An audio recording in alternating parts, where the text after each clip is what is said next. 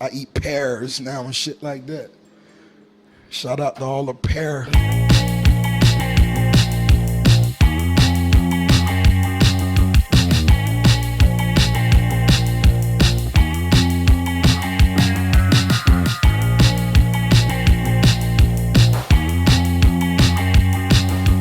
We'll just go for it. We're just going for it. Yeah. So welcome to another exciting episode of the Fruitless Patreon. I'm sick, and I'm joined today by Alien, aka Stewie Griffin DJ. You say that every time. You've been drilling it. Yep. And it's gonna be one of those things, like a lot of Family Guy jokes, actually, where it's gonna start out kind of funny, and then it's gonna get less and less funny, and then because I keep doing it, well, hopefully. Because I think it's like not the funny chicken anymore. fighting. Yeah, right. Much like the chicken fighting. Yeah, but we're hopefully we're a couple episodes away from it being funny again. Just I'm putting in a couple Zin. I think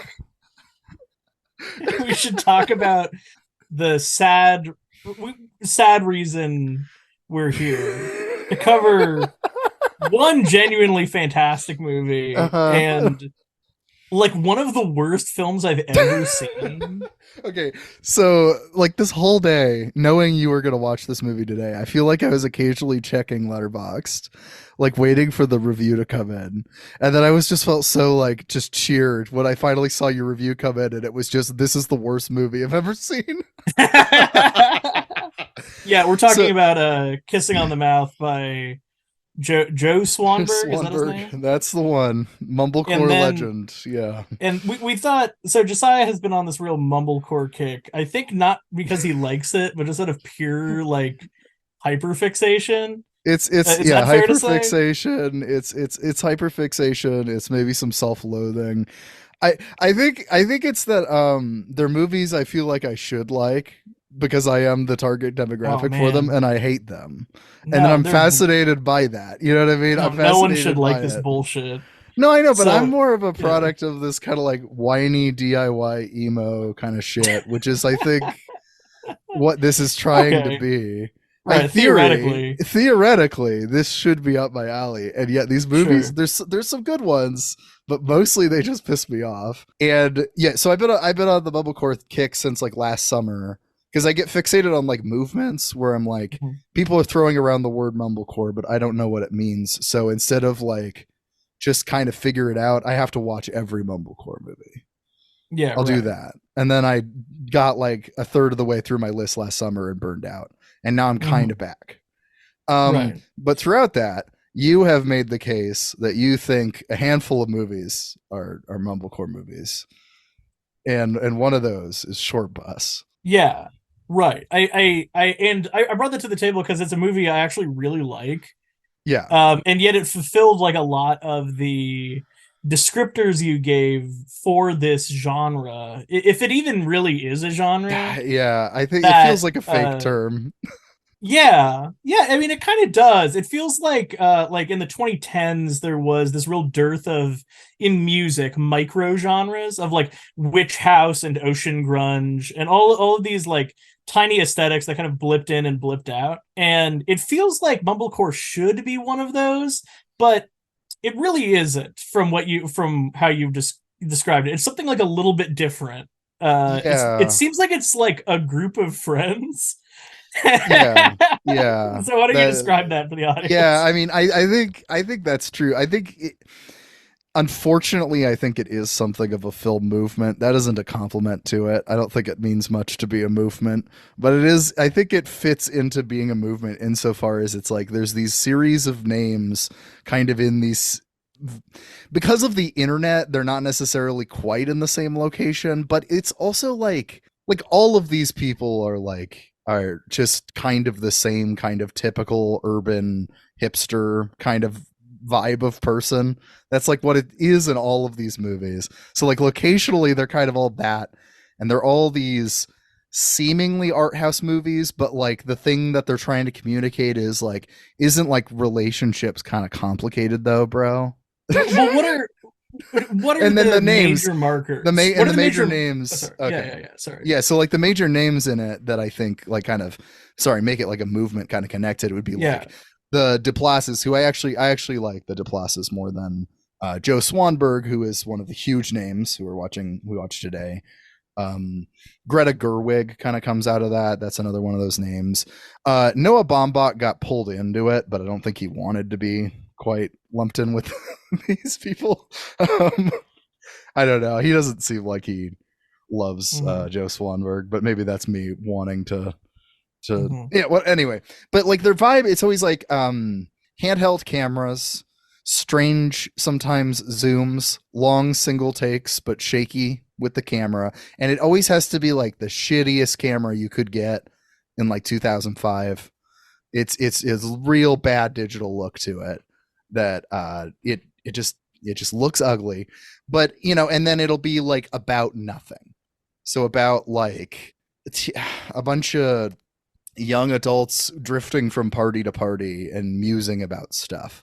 And when you give those kind of descriptions, you could maybe call a movie like Clerks a mumblecore movie, but it doesn't quite work. You know what I mean? And that's why I don't know what the fuck mumblecore really even is. And I've watched a bunch of these movies and I have no idea. Yeah, right. That makes sense to me. So why did you choose Joe Swanberg's Kissing on the Mouth to be like the film for us to watch today? Okay, so I picked that one out, I think, because we were going back and forth because you were like wanting Shortbus. We're gonna see if Shortbus is a mumblecore movie. So we have to pair it with another mumblecore movie, and we floated a few. But the reason I came to Kissing on the Mouth is for a couple reasons. One, it's got graphic unsimulated sex, which is a connection to Shortbus, even though I think it's used really poorly. And it's trying to deal with, and I was correct, I think I nailed it, trying to deal with similar themes.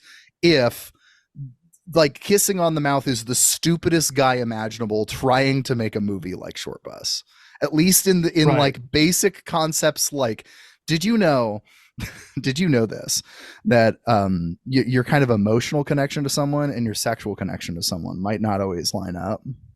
Yeah, right. You've derisively referred to this style of filmmaking before as by specific phrase. You've called it "my boner is kind of deep, bro." Is the phrase? Yes.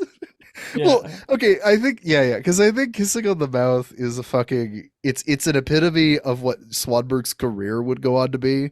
Like on a metaphorical level, he may not be literally jacking off and filming himself at every movie, but that's kind of what he's doing. Like a movie like Drinking Buddies, where it's like, what if I get to hang out with all my rich friends like Anna Kendrick for like a day as a drinking buddy? You know. Can I ask you a question? Sure. What's the plot of Kissing on the Mouth? Yeah. Let me load up my notes because I tried to keep track of it this time.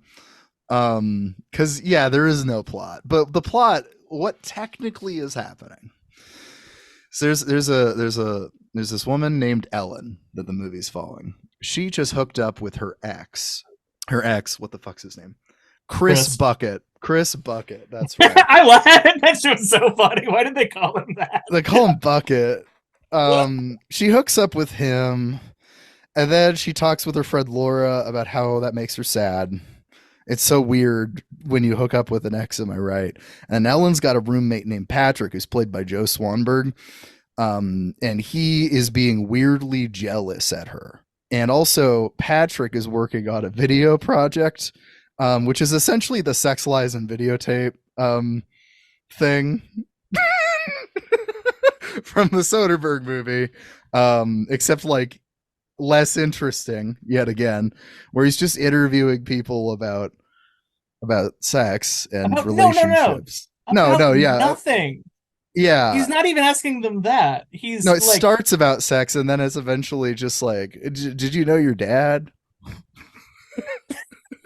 Yeah, that's the thing that's fascinating to me, is that so much of the movie is these long interview segments with people who aren't characters in the movie. They're different voices and are just asking them like the most pedestrian questions possible that like cannot possibly have an interesting answer. Like do you want to be like your parents? like shit like that, where it's like, and then they all are just like, I don't know, there's some things I like about my dad. They all basically, it's like, oh wow, you got the positive characteristics of your parents, but none of the negative qualities. That's crazy. Whoa, imagine people feel that way about every person. That's not. There's nothing interesting you can say about it aside from like my dad was Barack Obama. Like there's nothing that you can say that is interesting.